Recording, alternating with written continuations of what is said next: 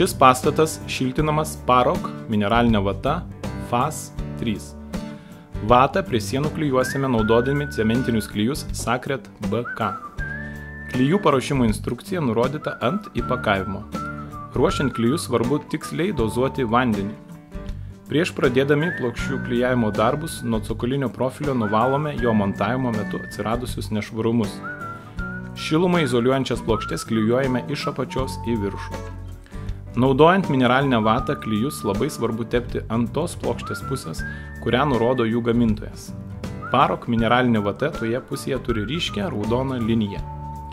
Šilumą izoliuojančių plokščių montavimas angų zonoje turi būti vykdomas padarant jose kampinės išpjovas. Tik toks montavimas leidžia išvengti trūkių angų kampuose. Naudojant mineralinę vatą prieš tepant visą klijų sluoksnį, dalis jų turi būti įtrinta į plokštės paviršių. Klijai ant plokščių gali būti tepami keliais būdais. Mes tepame 2 cm aukščio ir 5 cm pločio klijų juostas plokštės perimetru, užtepdami keletą taškų plokštės viduryje taip, kad priklijavus klijai padengtų ne mažiau 40% viso plokštės paviršiaus. Kai sienos yra lygios, klijus galima užtepti naudojant dantytą glaistyklę.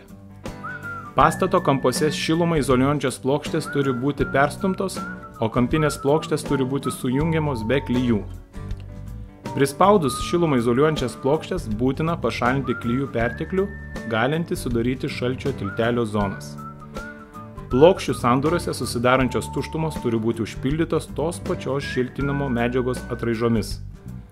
Mūsų šiltinamo pastato sienos sumūrytos iš skirtingų medžiagų ir skirtingų laikų, todėl šiltinimo sluoksnėje įrengėme deformacinę siūlę.